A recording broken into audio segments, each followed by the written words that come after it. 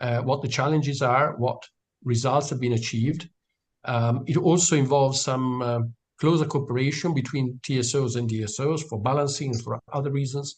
So we'll try to cover it in a 1.5 hour event. We cannot cover all the aspects, but I think that by the end of this debate, we will have a better understanding of where the world is at the moment and what the challenges are and what comes next. So without further ado, I would like to already introduce the first speakers. The first speaker is Ellen Beckstede. She is a senior researcher at the the Loyola de Palacio chair at the European University Institute. Is one of the program of the institute, which is somehow a sister program to the Florence School of Regulation. The holder of the chair is Professor Meus, who is also the director of the FSR.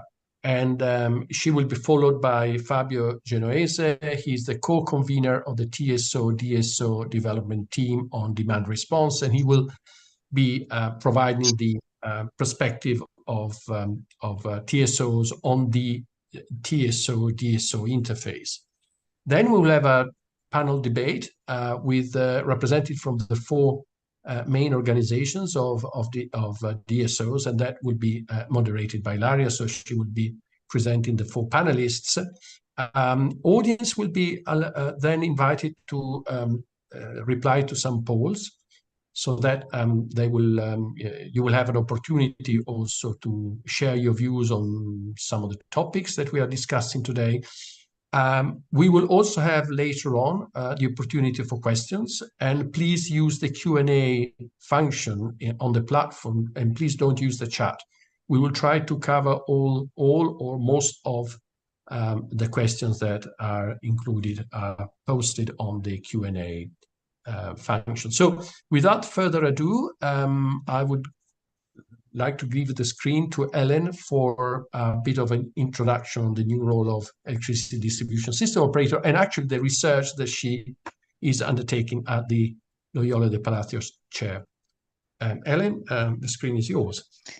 Thank you. So give me a second to share my screen and put it in presentation mode. So normally it should be visible for you now. And then I'll kick off this FSR debate on the new role of distribution system operator. And I'll talk a bit about the previous, current, but also future research we want to do at FSR on this topic. And I thought it was maybe also interesting to start by bringing some figures to the table of why we are talking about this topic. So a few years ago, there was this big study by Eurelectric, and many DSOs in Europe were also involved, where they try to make an estimation of the future distribution grid costs we will have in our system to integrate all these new renewables, these electric vehicles, heat pumps, but also to further digitalize the grid and have more smart meters into the system. And there, this study came actually with an estimation that the average annual investment between 2020 and 2030 would have to increase a lot, so up to 50 to 70% of investments, even more than we already have now, will be needed. However, there might also be some opportunities that we can avoid some of these costs, or maybe reduce some of the over-investments that might be there. And actually the idea of this flexibility to reduce network investments was already there for a long time. And here on the left side, you see actually the first study in Germany that was actually developed and came with this idea, like, okay, what if we allow some wind curtailment, some solar curtailment into the system? Maybe this might help to reduce some of our investments. And that's what you see on the left side also in the figure. So here they found that if they allowed the total output of the solar and wind to be curtailed by 3%, they estimated that it might bring investment reductions of 40%. So although this first study wasn't a complete cost-benefit analysis like we have now in the network development plans, it gave this first idea of using flexibility as a tool to reduce grid investments. And it also inspired us actually to do a similar study, but instead of with renewables, with demand response. And here we also found that there might be some optimal level of allowing demand side flexibility in our system to reduce grid investments. However, the way we will source this flexibility, it's still a bit open, and already in 2018, 2019, SEER and the TSO-DSO associations came with these reports to provide a taxonomy of how we will procure this flexibility, what we call now the flexibility toolbox. So there's an opportunity for the dynamic distribution network tariffs. We have these flexible connection agreements, also the market-based procurement of flexibility is there as a regulatory tool. And in the further remaining of the presentation, I'll go over some of the evolutions, but also the challenges we are seeing with these different tools. And let's start with distribution network tariffs. I think that's where we had the most evolutions up till now. So we used to have these fully energy-based tariff components across Europe, but then with the adoption of PV into the system, there was this debate on net metering because some of these PV owners were suddenly still using the grid network but not paying for it. So that's why there was a lot of research on making these these tariffs more cost reflective. And we see now from the result of this ESER report on tariff methodologies in Europe that also these power components are more being integrated in our distribution network tariffs. So here we really see this shift of making our network tariffs more dynamic, of giving better signals to system user. However, there might be still some opportunities to explicitly source flexibility as well, because we found in research that in practice, these tariffs will always be imperfect, and they still also depend on the voluntary response of consumers. So that's why we also might see these explicit flexibility tools. And one way to do this, which was also really stated in the clean energy package, is by having this market-based procurement of flexibility, also called flexibility markets. And this was also the topic of my PhD. And some of the work we've done at EUI, at the Loya chair, in context of these flexibility markets, is actually looking at what we call the project pioneers on this flexibility market. So you had Piccolo, Gopax, nodes players that are still around and that are doing these flexibility markets since 2019. And here in the study that is shown here, we looked at the design choices that were made by these different companies. And this is still a topic that is evolving. For example, the reservation payment, these different companies are still testing out different things. So this is something that's interesting to follow. Another thing that we recently done is looking really at the volumes traded in these markets, and also looking at the evolutions and the trends that are actually that are there in these market platforms, and also a bit more looking at the context in which these projects were initially developed.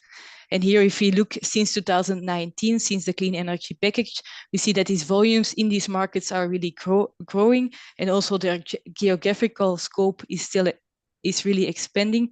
However, although they are becoming more mature, there are really still a lot of open issues. And here is just a snapshot, not to go into detail, but to show that really a lot of design choices have to be made if you are developing these flexibility markets. And here I think it's also interesting to make the link with this network cost on demand response, where we will have these proposals by DSOs and TSOs on these flexibility markets design. So that's also something that we will really be following, which design choices will be made on this topic in the coming years. Then another tool that's also there are flexible connection agreements. And while they were maybe less mentioned in the clean energy package, we see now in the proposal for the electricity market reform that we might have also in the future this EU framework for flexible connection agreements, and this as a temporary congestion management tool to connect new grid users in highly congested areas. So this is not yet official. This is we still have to be seen how this will be implemented, but we think it's already interesting to look also here at some of the design choices that have to be made in flexible connection agreements, because in the work also of my colleague at Tirnoussier, we found that maybe the pricing of these flexible connection agreements might not always be that straightforward, because you will have connection agreements you will have them for both passive consumers, but also for more active prosumers that are investing in solar and in batteries. So while having a high price or compensation for curtailing passive consumers, which demand is really curtailed, might make sense, it might not always be the case for active prosumers, as they might start gaming this high compensation for curtailment. So the lesson learned here was a bit that we have to be cautious about the signals we are giving to consumers with these flexible connection agreements. And I think that's also a lesson that applies a bit to all the flexibility tools that we are now designing. And then to end also by mentioning the case of the Netherlands, because maybe we might even evolve from this temporary tool of flexible connection agreement towards more default non-connection connections for all consumers.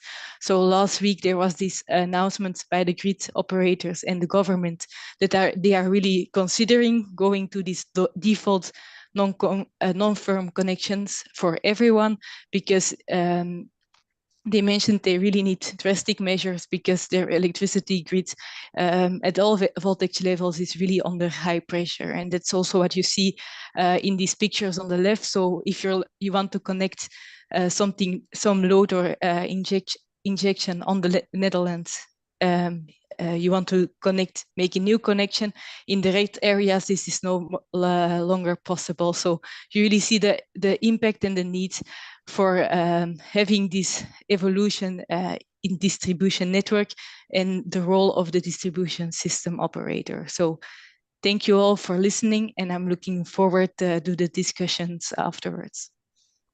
Thank you, Ellen. Thank you for an excellent setting the scene presentation. I think you covered many aspects from operation to connections, etc., which I'm sure will be raised later on. So without further ado, I'll move you to Fabio Genoese for the perspective of TSO and the TSO-DSO cooperation for, to reflect the new role of DSOs. Fabio. Thank you, Alberto, for having me, also for the opportunity here to provide this introductory talk. Of course, representing a TSO organization, the last thing I want to do is say what DSOs should be doing.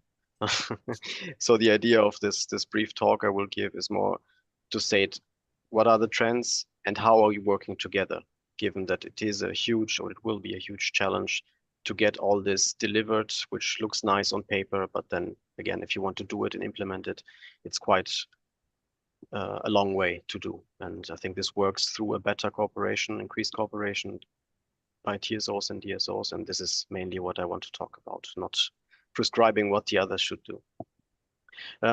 I think you are well aware of the mega trends, let's say, of transition towards a net zero system. We know that electricity will become the dominant energy carrier. This is surprisingly constant. You see now almost every organization has energy scenarios. This is something like a hobby these days, but they are surprisingly stable in the sense that almost everybody agrees that electricity will become the dominant energy carrier. What does this mean in numbers? No, it means that you have to double what the electricity consumption is today. And of course, this is not without any impact on electricity grids.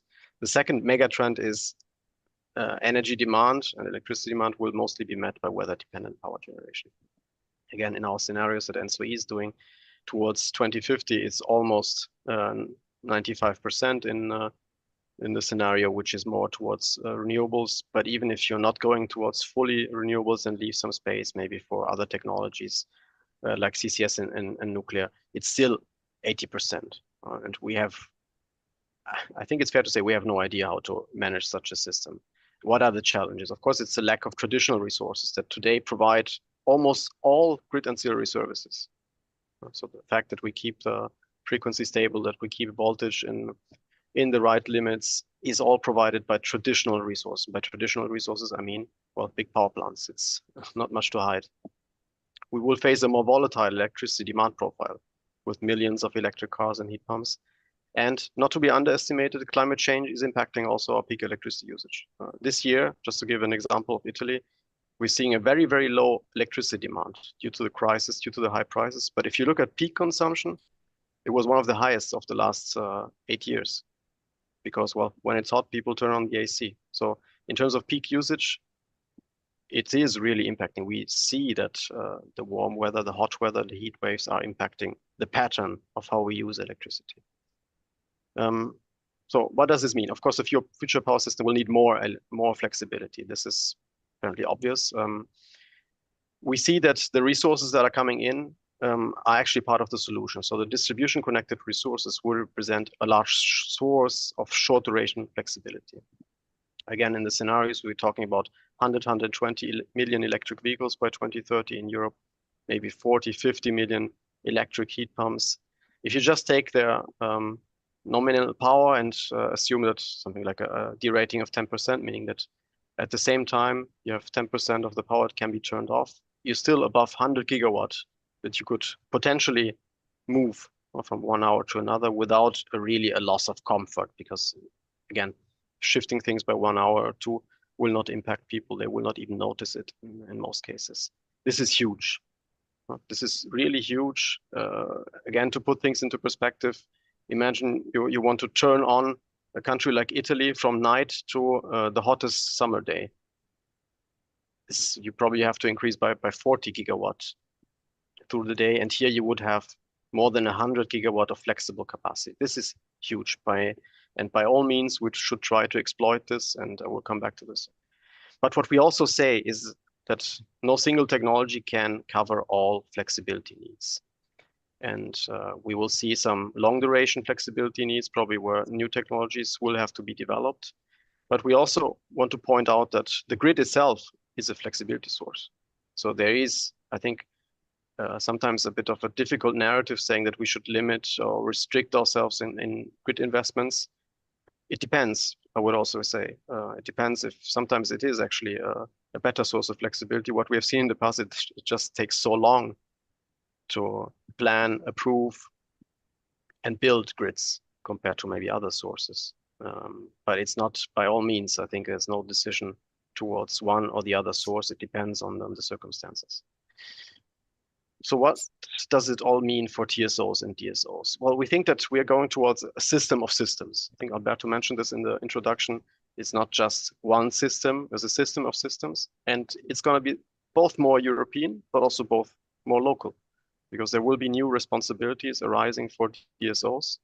But also it will be a more European system because we will shift more energy from one area to another, maybe through the big DC hybrid links with offshore wind parks in the middle, but also generally speaking, because we might shift from different energy carriers. So we will connect with green gas networks, with heat networks. And so this will shift huge amounts of energy also from large area to other large areas. So more European, more local. What are strategic areas of cooperation? Of course, the number one for me is the distributed flexibility. So we need to unlock the potential. But we also need to agree on a coordinated use of flexibility. Again, it might sound obvious, but to give you an example, of course, if as a TSO, I want to activate 1 megawatt of balancing flexibility with electric cars, say that would be 1,000 cars that I activate at once. If I do it all at once in the same city district of Rome, of course, it will be a problem. Instead, if the DSO has visibility of what I have in mind, I might be able to define temporary limits. If there's a data exchange in real time with what we have in mind and what the status of their grid is, this might actually be working much better. There's also a role of defining capabilities of these future grid users. They are actually quite intelligent devices. So defining what they need to do out of the box will help managing the grid also later on. So it's surprising how much new devices can actually do out of the box, but there's probably some process of standardization which we have to define. Otherwise, it will be difficult to actually make use of these capabilities. There's operations. Of course, enhanced observability, controllability is an important point where we can work together. We are, to a certain extent, already working together. In the sense of tools and platforms, I think this is often very, very underestimated. We are talking about a system with millions of devices. So the way they interact with our grids, with our control room, needs to be standardized, needs to be digital. So it's not like in the old days that if as a TSO I would need something, I pick up the phone and I call this power plant and say, hey, please ramp up 10 megawatts. No, this is the old days. This does not work anymore. On infrastructure investments, I think on the planning, the scenario development, this is an important, a crucial area of cooperation. Also good access procedures. I think it was mentioned by Ellen before, the flexible connection agreements. This is an important part, at least transitional, I would see it. And last but not least, the whole package for consumers, what's in for them. Well, I think there's a lot in for them because by offering flexibility, they have an additional revenue stream or they can lower their electricity bill. We also think that there is a growing role of behind the meter assets. The new electricity market regulation introduces the dedicated measurement device. This is a huge step forward. Again, what needs to be done is what is the process of certifying it? So how can we be sure that the accuracy of the measurement is actually what we expect? What we're doing right now together with the DSO. So this is, you might have heard, I think Alan mentioned it already. There's a new network code on demand response, which is being developed by the DSO entity and NSOE. They have been tasked as a part of the clean energy package to develop this new network code. The overall aim is, of course, this integration of distributed flexibility in transmission and distribution related services. This is an technology agnostic. So it's not just demand response, this is a technology agnostic term, distributed flexibility. This will be to the overall benefit of consumers, but also in contributing by decarbonization. And specifically, I think it's 4 areas where we are working on. One is to simplify the market access requirements, registration, pre-qualification procedures. This is important because we're talking about millions of devices. So it cannot be an Excel file that somebody fills out and sends to some platform. It might seem obvious, but it is still something to be done, and doing it in a coordinated, in a standardized way will help the market to grow. We're establishing principles for the market design of these new services, congestion management, voltage control at local level, facilitate the standardization of products, of course, at least at national level, and enhance framework for cooperation. We need to ensure that everybody has access to the necessary data from each other, from other grid users, to actually operate the system. The example I was giving earlier about the electric cars in the same city district of Rome that are being activated for balancing. Of course, that is a necessary information, not an optional. This network code will be complemented by national terms and conditions, and they will be developed through common proposals. This is also something new introduced by ASA in their framework guidelines. Common proposals means TSOs and DSOs at national level will have to commonly propose new rules. Something new, did not exist before, and we think it's encouraging, but is also part of the system of systems perspective I was explaining earlier. Some very few details on the contents. The 4 building blocks, I think I described them earlier. On the market access requirements, of course, you have also the aggregation models, the baselining principles, the requirements for service providers. You have the pre-qualification process, which to the extent possible, we are trying to standardize. There is also a prescription to do this, at least for the standard balancing products, to standardize also the pre-qualification for those products. We're working on that. It's not so easy, to be quite frank. And on market design, yeah, the products, the pricing, and how these local flexibility markets would interact with the existing markets, namely balancing. Time-wise, we started in March.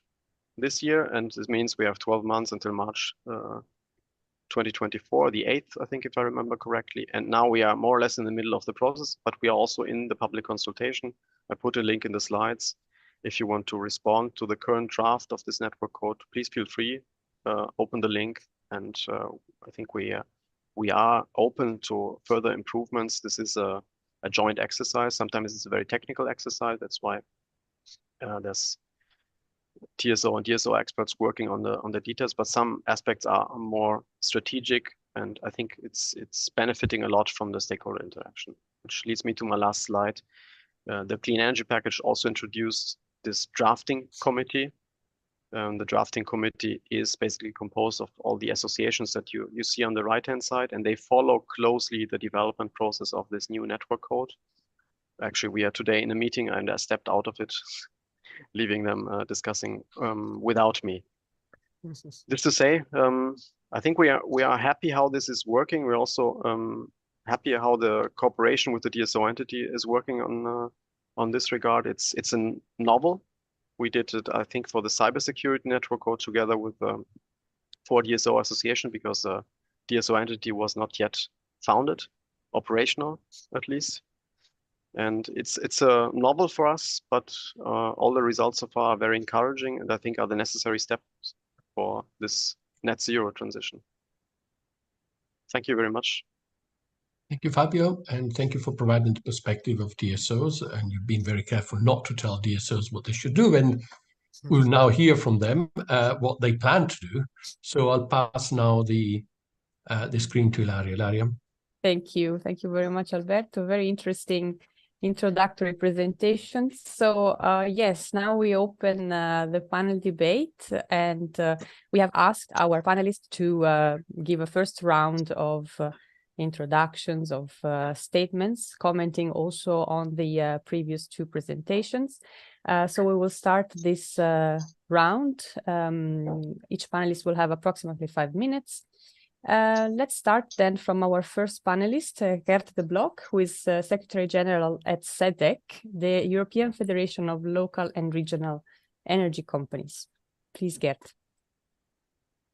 Thank you, Ilaria. First of all, thank you very much to Florida School of Regulation for the invitation today and for addressing this important issue for us on the role of distribution system operators in a drastically changing environment. It's evident that the challenges for DSOs are huge.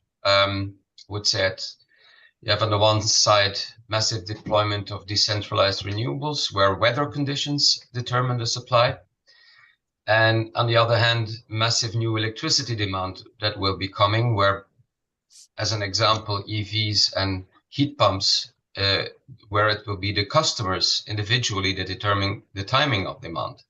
And so the combination of both is a huge challenge and brings a need for additional grid capacity and managing flexibility. I underline this need for additional grid capacity, as mostly it's today we discuss a lot about flexibility, but forgetting a bit what we need in the first place in the grid. So I would have 3 points: grid capacity, flexibility, and cooperation with TSOs. And please interrupt me and give me a sign if my 5 minutes are over, Ilaria. So on the grid capacity, 2 elements that are preconditions to be able to discuss about flexibility. Grid capacity will have to be expanded, essentially grids. A point of discussion may be storage within the distribution grid, which is a difficult point. And that to accommodate, in particular, the expected winter peaks we will have with heat pumps as the general source of heating, and for industrial electrification. I think the impact of these 2 elements cannot be underestimated. A second, beside expanding, is digitalizing large parts of the grid. We are not here at the same level as the TSO grids for the moment. This is evident. This is also due to the different constitution of the grids and the numbers of customers they have to connect. So but digitalize large parts of the grids and relevant connections with customers. Underline the relevance. Relevant connections, maybe we should consider a bit more the costs related with the data management that would have to be realized to activate all connections. And this digitalization is the conditio sine qua non for any active system management and flexibility services. An issue we see here is the regulator's attitude. Maybe this is the right environment to say this. For the moment, and we understand it, and this is a bit the history of regulation so far, we take the past as the basis for the evaluation of investments and costs. But we're in a completely different environment for the moment. There will, as said already, huge energy infrastructure challenges, and there needs to be a change in the approach of regulators on this just changed environment. We hope that also EU with a grid strategy will react on this. For the moment, we regretted, for example, that in the working plan from the Commission 2024, this was not even mentioned. We know the Commission is working on a grid strategy, but it's still not a top priority, we think. Second point, flexibility. I would like to broaden the perspective beyond demand response. We will need a lot of elements of flexibility in the energy system in general, and make a distinction between short-term needs and long-term needs, including seasonal. For us, and as CEDEC, we have members that are active as electricity, gas, and heating system operators. We think sector integration can bring a lot of flexibility also for the electricity system, and therefore needs to be connected with the gas and hydrogen sector and district heating. And we regret there's often the silo thinking that is still too much present. We refer just to the gas package discussions on integrated local planning, where the Commission is opposing integrated local planning, surprisingly. On flexibility in the electricity system, would like to make a distinction between the DSO-initiated flexibility and the market-based solutions. There are preventive measures, reactive measures. The most important measures from a grid perspective are smartening the grid and dynamic grid management. I already mentioned digitalization and grid tariffs. More capacity-based, time of use dynamic. And then there's the more reactive measures. Again, one can come from the DSO with the flexible connection agreements that have been mentioned. And then there's a fourth one, and I give it the fourth place, is the commercial flexibility, the explicit flex market-based solutions with activation signals. And this last one is, as I learned also in an NSOE seminar, webinar last week, is a very immature market. There's a lot of work to do, and a lot of work is being done in the framework of the network code, but there's still a lot of work to be done. And beside the framework that is not clear yet and has to be developed in detail and then be implemented also in every member state, there can be questions on the availability of the flexibility resources. We all suppose that electric vehicles will go very fast, heat pumps will go very fast. In this case, then there will be a business case, but then still, as it is a market, it still has to be seen if there is a consumer interest. And if especially individual consumers will see enough financial interests to engage in flexibility services. So, and I think it's very good that in the presentation, sorry, I don't know if it was the first or the second one, a distinction was made between large DSR and small DSR. And probably it would be good to focus, have the first focus on the large DSR and be a bit more realistic about this small DSR. Last point on cooperation between DSOs, TSOs, it's quite evident that more cooperation is needed.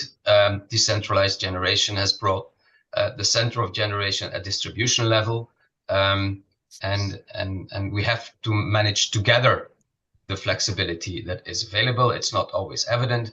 We know from national examples where flexibility hubs are developed, for example, that this close cooperation is not easy, but absolutely necessary.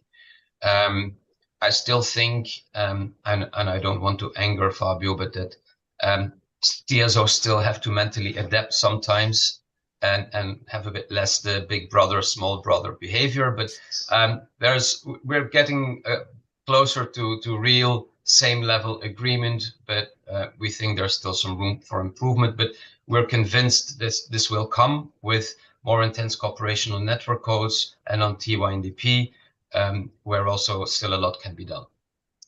TSOs, 30 seconds, and I'm ready. Okay.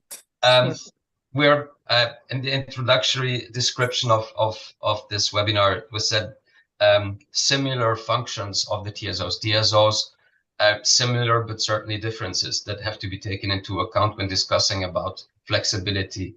TSOs have millions of customers and a much more complex capillary grids, and this leads to a totally different dimension of complexity that really has to be taken into account. And so with this complexity, there are the costs to get real-time visibility of the grids and the customers, and that's a huge challenge for all DSOs. So my conclusion, it's a challenge. We have to find a balance between the DSO's enhanced role in the security of supply, find the best fitting instruments for flexibility coming from the DSOs or the market, and certainly do not forget the affordability of the total energy system. Thank you. Great. Many thanks, Gert. Lots of points for discussion. And of course, we'll get back to some of them because it was a very good general overview. We move now to the next speaker, to Carmen Jimeno, also Secretary General, but of GEODE, which is represents the local independent distributors in gas and electricity. So an interesting perspective. Carmen, please, you have the floor. Thank you, Laria. Thank you, Alberto. Thanks for the invitation and congratulations for the effort to gather here together all DSOs associations and also with colleagues from NSOE. I think being the second, I'll be shorter and this will follow because Gerd did a very well, of course, explanation. So it's difficult to not to have a different, of course, view on that. But just I will try to complement and maybe raise some other complementary points. Maybe first we should question, we are talking about the new role of DSOs, and we also talk many occasions about the new role of DSOs, but one of my members once raised the comment that why we talk about new role, our role is still the same today as in the past, as in the future, is keeping the light on and supplying electricity and gas to all households and industries across Europe, across more than 10 million kilometers of grids. So probably he's right. The important point is to understand how and under which conditions we have today do our core business with the new challenges that very well have been from the previous speakers described here, which puts the focus on the distribution grids as the really the backbone of this energy transition, and we think that often the grids have been the forgotten element in the picture, because we talk about energy transition is not only about accelerating renewables deployment, but this cannot happen without the grids fit for purpose. And here, in particular, the distribution grids face a major challenge because, as you know, 70% as an average in Europe of the renewables are connected to the distribution grids, similar with other distributed energy resources and new loads like we were mentioning electrical vehicles, heat pumps, PV solars, etc. So we have to operate in a different way. That's true. We have to become more active system managers. And in that, yes, we make the comparison that we will become like a sort of mini TSO in our area, and how we can solve this. And here we talk a lot about flexibility, and of course we have to operate our grids in a more flexible way. But this is not the silver bullet. And again, I think this has been the solution in the past, and now we see today countries like the Netherlands, Spain is following close, for example, where TSOs are obliged to publish availabilities and capacity for connections, and the red areas are increasing and increasing and increasing. So we have to be able to connect renewables. We have to be able to, in due time, reply to all these connections requests coming from consumers. And for that, flexibility is a very important tool, but also we need, and we cannot deny and forget, we also need grid investments to build new capacity, to reinforce existing one. And then, of course, the part on the modernization and on the digitalization that Gert also mentioned, to make possible the development of flexibility. Because for that, we need much more observability and controllability of our grids. This means investments in digitalization. We have to take into account that in comparison with the transmission grids, our grids, we are quite blind still today. In many cases, we need a lot of digitalization at the level of substations. We have the smart meters roll out at different speeds still across Europe, but this is not sufficient. We need even more, and this requires investments. And here we come, how we get these investments. And here, of course, the regulatory frameworks are very important. We welcome this proposal included in the electricity market reform for a balance of capex and opex. We do think this is important, and also the new concept of anticipatory investments. This also would allow us to anticipate not only upon requests or existing needs, to anticipate today, because speed is also a challenge, and it's also important to have our grids fit for purpose. Flexibility, and you mentioned, Elaine, a number of pioneers, which some of them are even linked to some of our TSO's members. And yet we have some examples, or still some volumes being traded. But yeah, still very mature, a lot of pilots. We need to really escalate. And we do hope that the new push also with the electricity market reform to unlock flexibility together with the network code will help on this development, because it still is very mature. And again, together with the regulatory frameworks for DSOs allowing, or at least with a balance, retribution of both expenses also on flexibility services from our side. Flexible or non-firm connection agreements, yes, a solution, as you show, also part of the Parliament amendments to the electricity market reform as a temporary solution. For example, my home country in Spain, the regulator is already talking to both system operators, also market actors, how to implement that because of the urgent need to allow for more capacity. It could be also it could be a good tool to help providing more capacity. And then maybe something about cooperation. Of course, TSO-DSO cooperation is very important, working on it since years, improving. But also don't forget, also cooperation with other market actors. And cooperation is exchange of data, which we haven't talked today here, but also very important, which again brings us to more investments in digitalization to make it possible, and also with consumers, because DSOs, we are directly connected to consumers, which are in the center of this energy transition, and we are those who can enable and empower consumers to be active actors in this energy transition, provide flexibility to the system. So it's a win-win situation. We need them, and they can benefit from us as the ones connecting them, even advising on capacities, because a lot is about connecting to the distribution grids. And I think for the sake of time, I'll leave it here. Ilaria? Thank you very much, Carmen. Thanks a lot. So we have now a third speaker, Louise Rouleau. She is the head of distribution and market facilitation at Eurelectric, so the voice of the power industry in Brussels and in Europe, and also with a quite diverse and heterogeneous membership. So really looking forward to your intervention, Louise. Please. Thank you very much, Ilaria. So it's now my turn to thank the Florence School of Regulation for organizing such debate on distribution system operators.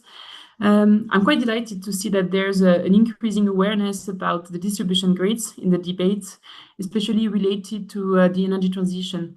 Clearly, we welcome the intention of the European Commission to make a plan on grids that hopefully will be unveiled by the end of the year. And this was an interesting point raised by Carmen, whether the role of the DSOs is evolving or needs to evolve. But for sure, what we see is that the challenge that they have to face and to overcome is bigger. And this is what I will briefly talk about. Because I think Hélène and Fabio was very clear. If we want to deliver the ambitious decarbonization targets, we need to double the numbers of additional connections to the grid. And this needs to be done very fast because it's by 2030. And the large majority of those connection requests, whether it's an end consumer, whether it's EV charging stations, heat pump, or renewables, this will happen mostly at the distribution level. So it's a massive challenge ahead for the distribution system operators. This is even more challenge that the scarce capacity situation is increasing in Europe. We are really consuming, and very quickly, the capacity that we have built 40, 15 years ago. And this is not only a situation, like a sort of isolated situation in the Netherlands, that was actually pointed out by Hélène in her presentation. We also see scarce capacity happening in Spain, in Germany, in Poland, in Bulgaria, but also in Ireland. But the good news is that we have solutions to fix and prevent those grid congestions. And this was also raised by the other panelists. And if we try to classify them, we have two big categories. The first one is more what we call the traditional ones, more for reinforcement. And it's basically creating new capacity. While the second category refers more to any tool announcing flexibility to the system. And it's more about optimizing the existing capacity. So what is important is to understand is that both are complementary and both are fundamental to make a successful energy transition. But what is important is to announce and allow the investments for purchasing those tools, either building capacity or using flexibility services. And I mentioned the figures that were from Eurelectric, where we are talking about 36 billion per year by 2030 in terms of investment into the grids. And these investments are needed for purchasing hardware infrastructure. So it's cable, substation, but it's investment in digital solutions. But it's also, and actually it's a point that I don't think was mentioned so far, which is the investment in skilled workforce. We have estimated by 2030 that we will need to hire more than 500,000 people in the distribution companies if we want to upgrade the grid. So we need to speed up this capacity built out to host these big revolutions of renewables. But we also observe that the growth of assets required for expanding the numbers of kilometers to have this capacity is not sufficient enough. So we have seen an increase of plus 20% in terms of connection requests in the past 2 years. But the time to build a new electricity grid still takes a lot of time, notably due to permitting. In average, for a low distribution line, it's 1 year. But if you go to transmission line, it can take to 5 to 10 years. So that's why we always strive for a much more modern EU mandate for regulators to best incentivize the efficiency of grid capacity built out And there are two ways of doing it. The first one is to allow, in the regulatory framework, for a more forward-looking way with regards planning and investment. And the second is to somehow streamline the grid permitting. So that's a very important point. As I already said, a system cannot rely only on capacity build-out. We also need to optimize the existing grid, especially when it takes time to build new capacity. And to do so, we absolutely need, as a prerequisite, to invest in digitalization and also to set up very efficient data management. And we have discussed three tools. The first, with regards to flexibility, the first one was the local flexibility markets. We do welcome the fact that there's a network code that is being drafted, and we are very pleased as a stakeholder to sit also and to help the UDSO entity and SOE to draft it. The second tool is the network tariff. We think that time of use tariffs can be a very efficient tool, so to support grid management. And the last one, which is a bit the new topic, flexible connection agreement. Again, we think it should be definitely deployed in all member states in a voluntary way, but also at first instance temporary. So these are a bit my points for discussion in the panel today. Thank you. Wonderful. Thanks a lot, Louise. Very, very clear. Now we will move then to the last speaker, to Roberto Zangrandi, Secretary General of the Association for TSOs in Europe, formally established in 2021. So let's say the newest of the other associations represented here. But Roberto is someone we know very well for his long time commitment and work in the energy sector. Roberto, please, you have the floor. Yes, thank you very much, Ilaria. Good afternoon, everybody. First of all, EDSO was established in 2010, starting from an informal DSO club conceived in 2008. So it is. I remember those times, yes. Yeah, it is the newest if you compare it to SEDEC, Geode, and Euroelectric, obviously. But I think that EDSO is no junior, and certainly the members are not lesser member of the DSO scene. Well, when you intervene in such a panel as the last one, either you have got to say something absolutely revolutionary and breaking, otherwise you thank your predecessors because they covered most of the topics that are there. And we are all on the same page, and this is very comforting after many years of discussion and confrontation and fine-tuning among the association and among ourselves also as people, as persons, as coordinator of DSOs.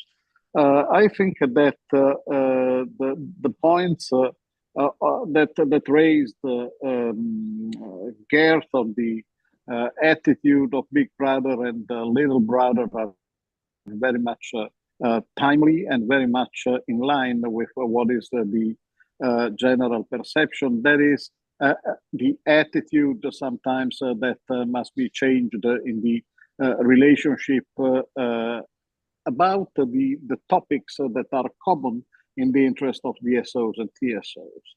But Fabio knows exactly what I mean by these, because everybody has experienced those experiences. And Carmen also was very much detailed in her analysis, and I must share every single word there. Louise also raised something that I will have a word for in a few seconds in my 5 minutes, which is the workforce dilemma. And that workforce dilemma is something that, if not anticipated, if not solved, if not tackled in a unitarian way among the operators in Europe, is going to cripple the system, because you will not have people able to actually manage the grids and to have the grids progressing banking and profiting of all the new technologies that are arising. So, in a nutshell, let's take the workforce out of the perspective, but that is a capital issue that should be solved. I was participating yesterday in a IEEE panel in Grenoble, in one of their working groups, which is called the Power and Energy Society. And we really decided to give it a try to develop, let's say, a collective approach of the electric industry, especially for the grid, in the development of the workforces. There are other topics that I would like to add on the analysis of my colleagues.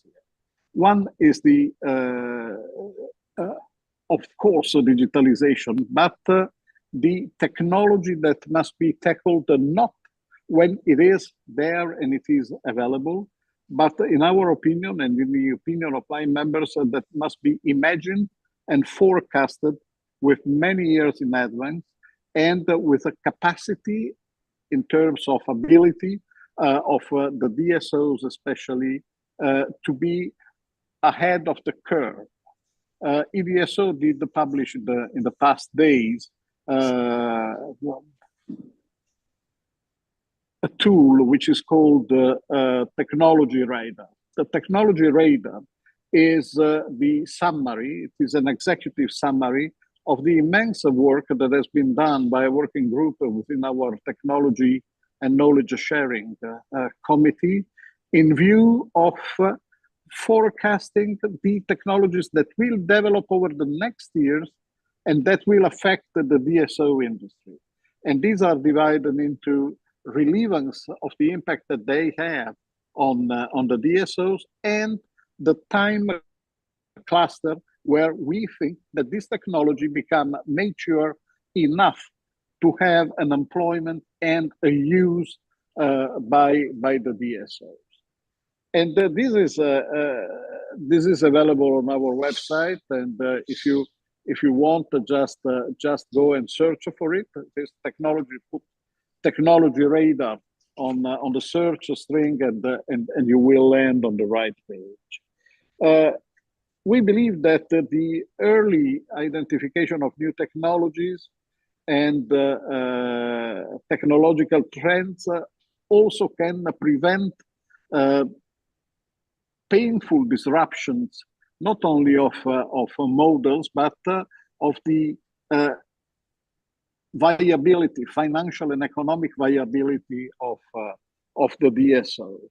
And we think that this also must be combined with a raised awareness about the implications that the technologies bear with them.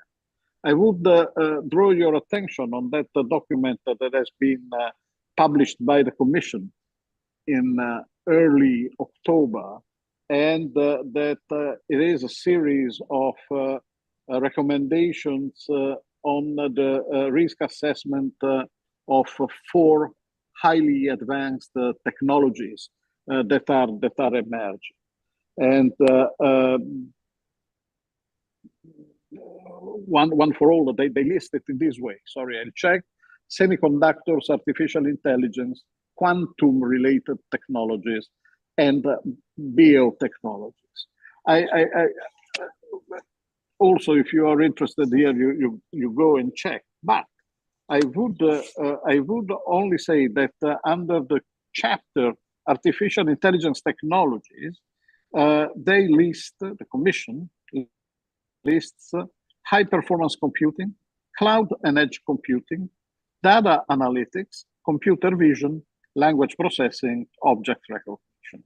If you just leave the last 2, so language processing and object recognition, that are still marginal in the the technical job of the DSOs, all the others are already there, and are already there on a launching rig that will bring these technologies as not an important part of the technological management of the DSOs, but as the essential and critical part of their management.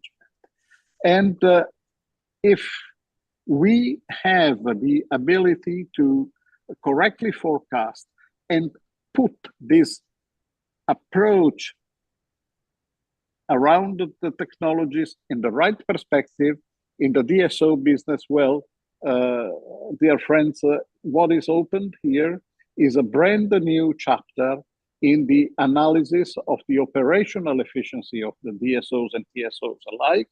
And this will require a good rereading, not of pieces of legislation, but on the attitudes that legislators and regulators have towards both industries. So this is our fare in a way, because we are pretty comfortable in managing the existent. We are a little bit off balance when we confront what every one of the DSOs is doing for the future, because the technologies might be aligned, but the philosophy behind the technologies that are used is sometimes extremely different, irrelevant of the dimension of the DSOs and the localization of the DSOs. And as a last point that I would like to add in the new role of the DSOs here is that the evolution of the grid management and the grid handling preserve the fact that we must keep the lights on, brings also an array of digital ethics issues that have not been discussed, imagined, or tackled so far. And this is going to influence a lot the selection and the choice of the new people that will be working in the VSOs to allow them to reach a new operativity and a new context where they will move. And these, so we are starting talking about becoming also not only technological leaders in a way, but also digital leaders for the technologies related to the DSOs.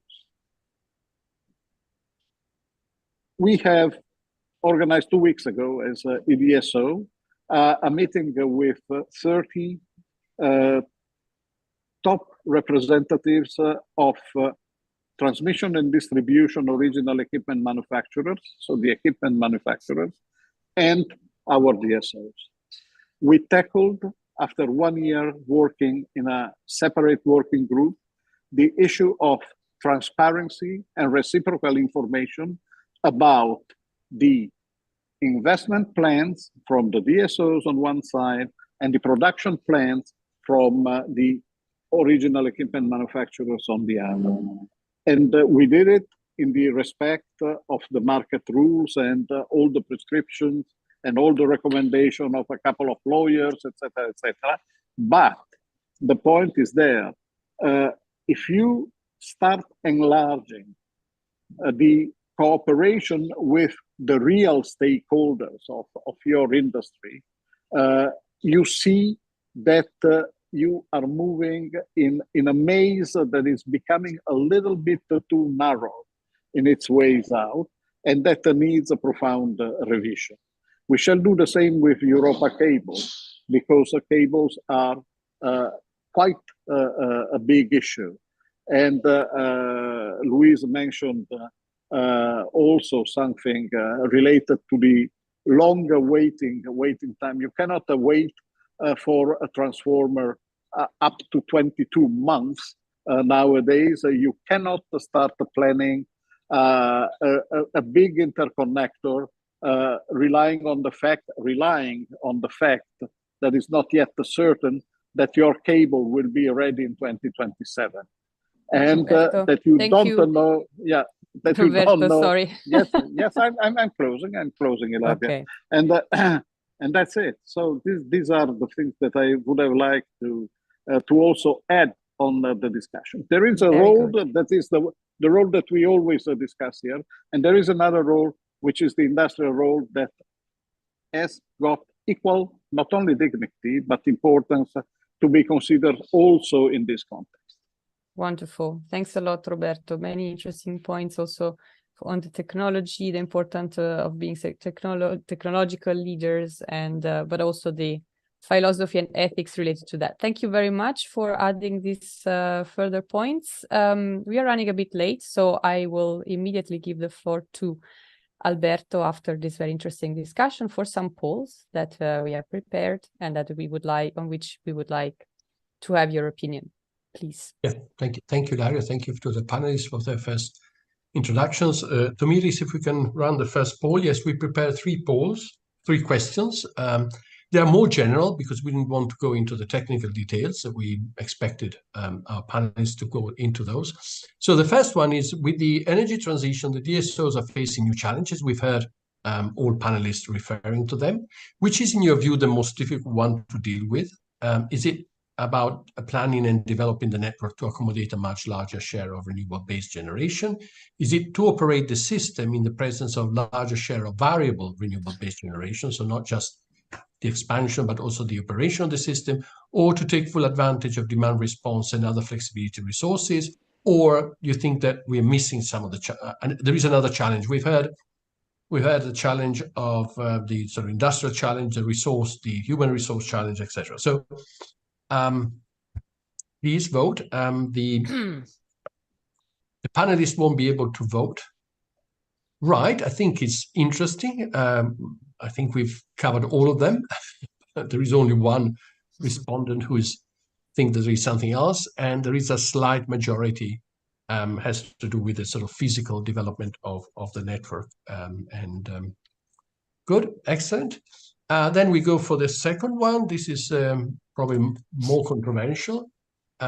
With the role of the DSOs becoming increasingly similar to the one of the TSOs, do you think the DSO should be subject to the same unbundling requirements as TSOs? Yes, no, or you're not sure?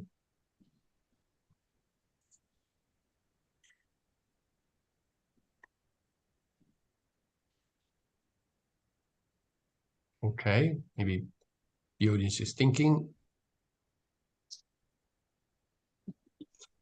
Well, again, very mixed. I think this is probably it's quite a mixed reply. Interesting, because clearly, it's obviously still an open issue. Last one. In many countries in Europe, the distribution system is run by many DSOs. And the question is, do you think that the new role the DSO need to play to support the energy transition and the challenges that they face could be better managed through some degree of consolidation of DSOs? Yes, no, no views.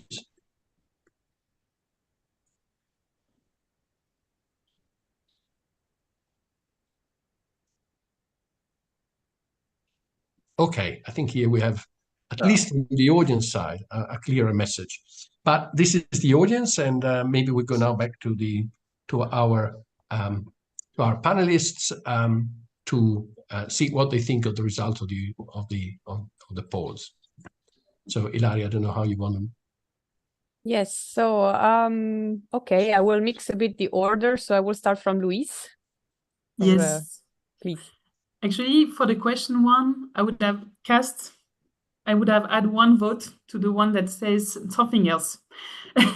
Because I think actually the real challenge is the investment one. And I think A, B, C can't happen if you don't have investment. You will not be able to plan and develop and build new capacity. You will not be able to operate, notably with flexibility, if you don't invest in all the solutions as a prerequisite. I would say investment is the real big challenge for DSOs.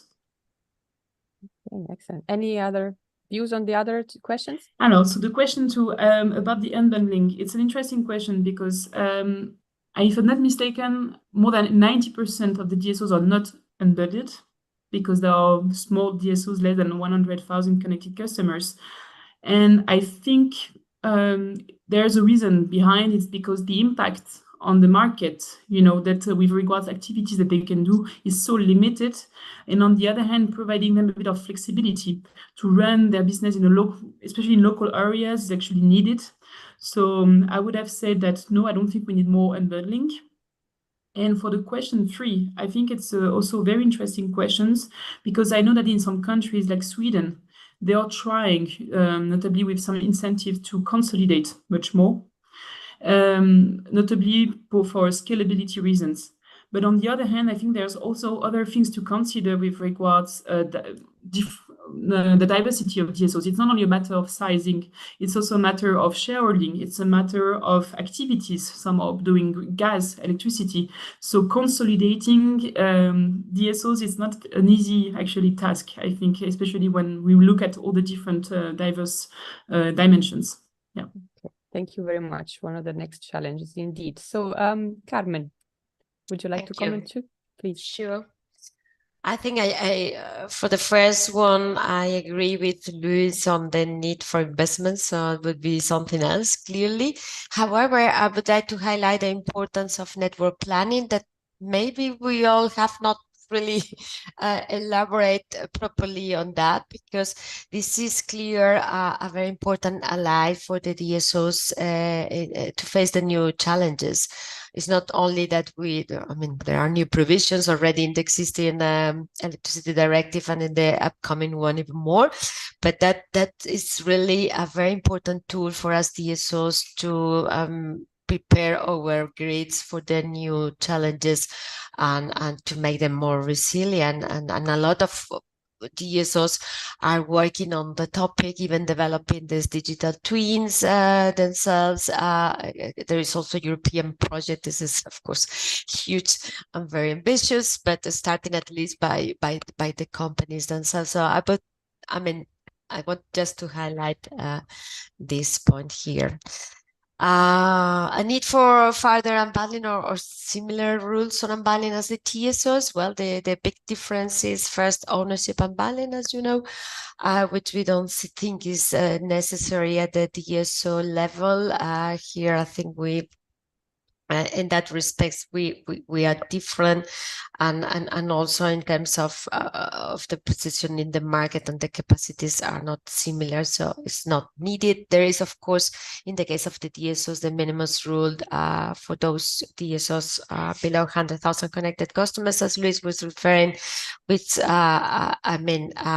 was already discussed at the time, never again, let's say, at the level of the legislation. And we think, as Luis says, this will really, the functional unbundling would really be seriously put into risk the economical viability of existing DSOs, reducing competition in the market, etc. So, of course, we will go for the no need in that respect. And we have now several years of working with this legal framework, and we don't see major issues coming out of it. And then in the third question, again, here, we don't see a need to impose or to go for that.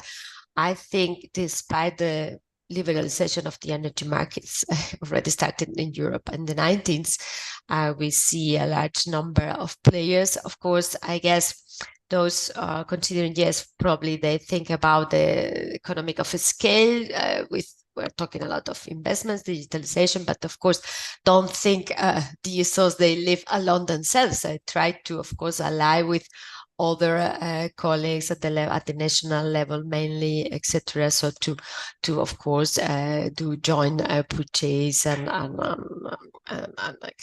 etc. So I think it's very important. We are moving towards more decentralized, where the local dimension becomes much more important. So let's keep these local players active. Many thanks. Thanks, Carmen. Roberto, now you're third. Oh, yes, so keep me short for the sake of girl. So, no, agreed to accommodate more capacity as a majority there. Yes, absolutely. If you go through just only the executive summary of the International Energy Agency report, you see that the factor of investments from asked of the DSOs is 8 times more than the investments over the next 12, 15 years of the investment task of the TSOs in there. So absolutely, that is the topic. This opens let's say, quite some reflection on the maybe restructuring or reimagining of the asset-based tariff. I know that this is a no topic or a taboo topic when you come to regulation, but this kind of regulation, this kind of tariffing is not anymore adequate to face the next development of the DSOs and not only the array of investments, but also the path of the technologies that are coming. So maybe it would be time to start thinking about something not disruptive, but thoroughly modernizing the tariff structure. Point one. Second question, TSO, DSO. What I think is that we achieved a big step with the EU DSO Act. We gave to the EU DSO entity full mandate in negotiating the network codes, and not only. And I'm very happy about the way that has been performed so far. Something must be adjusted, of course, but the point is that still there is a legal difference between DSOs and TSOs that will also come one day when this difference must be settled. So, and I'm talking about the legal right on the network code. So that is an issue that certainly is still favoring that big brother, little brother attitude. And I think the time has come that the distribution grid are not seen as children of a lesser god or grid, if you will. The third one was in many countries in Europe, many DSOs, the new role of the DSOs plays upon, yes, absolutely. But that role has always been performed by the DSOs. So must be probably brought in one order. If you see the maps that have been brought forward by Ellen, that is something that we all know. But if you want to translate those red spots, you translate it into inadequacy of the DSOs? I don't think so. If you put exercise, if you put in relation those red areas with the average gross domestic product available for the citizens there, you make important discoveries. And you understand that where the technologies would help better the DSOs, where the money of the private citizens and of the municipalities, whatever, is available, the grid have not expanded because of permitting that is too rigid, because of a difficult relation and comprehension from the part in terms of understanding from the part of the national regulatory authority there. So this is something that must be open, but yes, the DSOs have got the room to support the consumer in the best way, and that could even be a new mission. Do not forget that billions of euros that are stranded on the rooftop of Europe because of the difficulties in connecting also convert in many gigawatt hours that are not used at their full potential. Thanks a lot, Roberto. Thank you very much. So we hear now from Gert about well, his comments on the polls, please. But please unmute yourself, Gert. Although Roberto promised not to eat my time, he did. So it will be very, very short. Question one. I think I explained it already in my introductory statement. Question two, No, but I think it's a bit a difficult question here because it supposes the knowledge of unbundling rules in detail. But I would like to just to confirm what was said before by Carmen very clearly, and also Louise.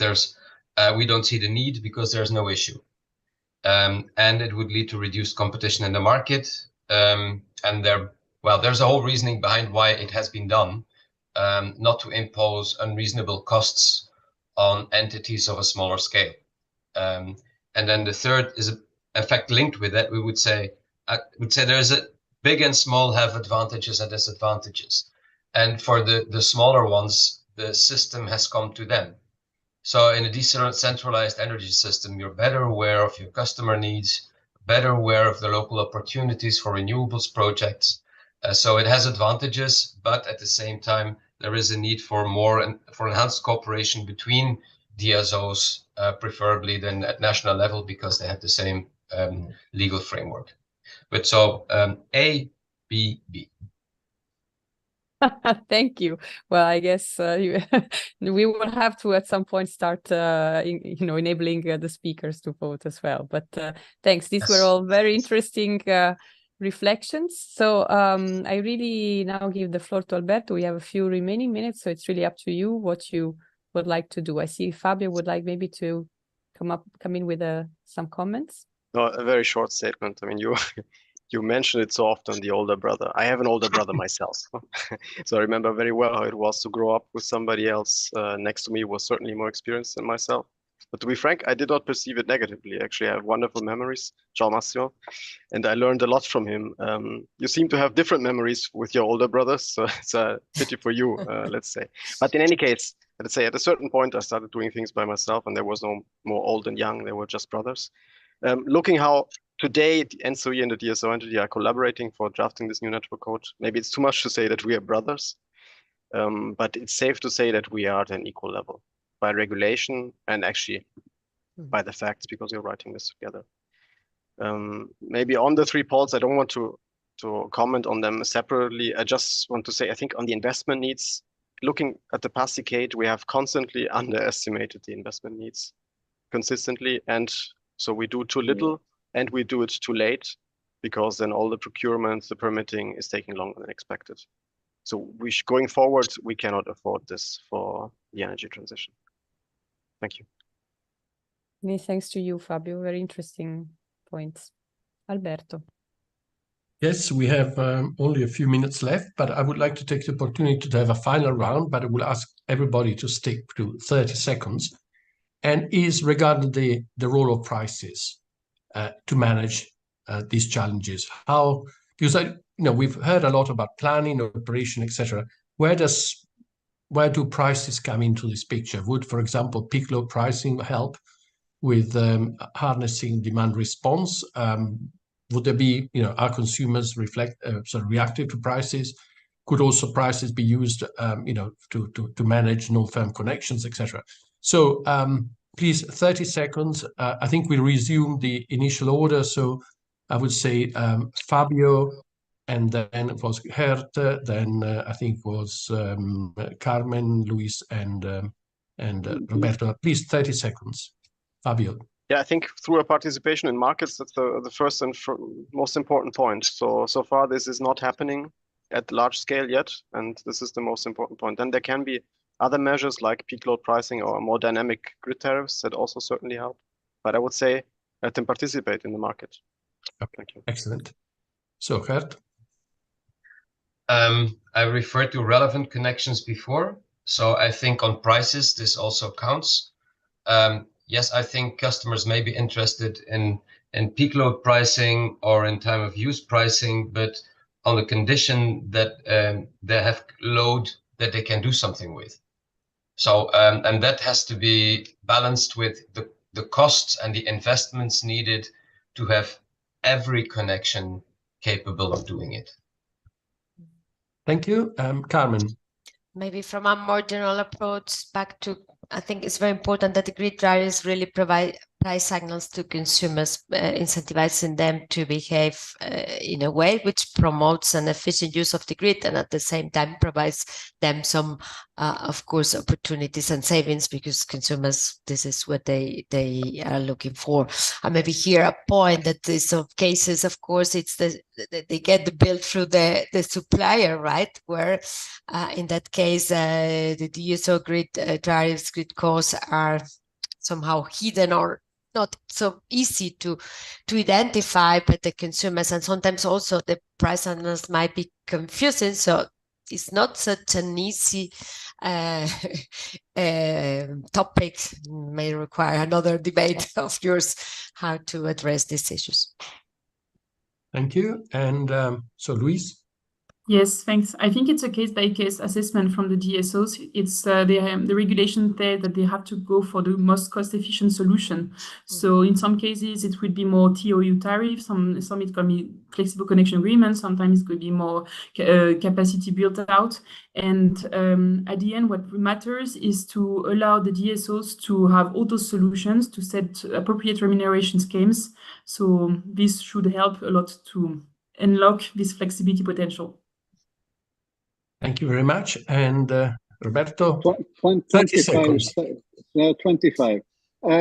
Clusterize and profile the customers and enlarge the offer of different possibilities to suit the customer according to their effective use of the electricity, and be attentive to the impact of the financial tools around the electric power and their effect on the consumer. And I'm over with this. I remind that with Carmen, Gert, and Christian Ruby, we signed last Monday, 2 days ago, a joint agreement declaration with other stakeholders on the, let's say, controlling of the costs for the vulnerable consumer during the winter this year as well. Okay, well, thank you very much. Thanks to all panelists, to all the speakers, to Fabio, to Ellen, to Carmen, to Luis, to Gert, and to Roberto. Thank you to Ilaria for being my accomplice in coming up with this event. Thank you to Tomiris on the background. Thank you to all the audience, and well, good luck, hey, Roberto. What is this? What is this? No surprise. Thanks a lot. That's a closing slide from our side. Yeah. So thanks everybody, and thanks to the audience, and all the best. Yeah. Thank you. Thank you. Thank you. Thank you Thank very you. much. Goodbye. Thank you very much. Bye. Ciao, Thank Fabio. you. Bye. Bye. Bye. Thank you, Bye-bye. Alberto and Ilaria.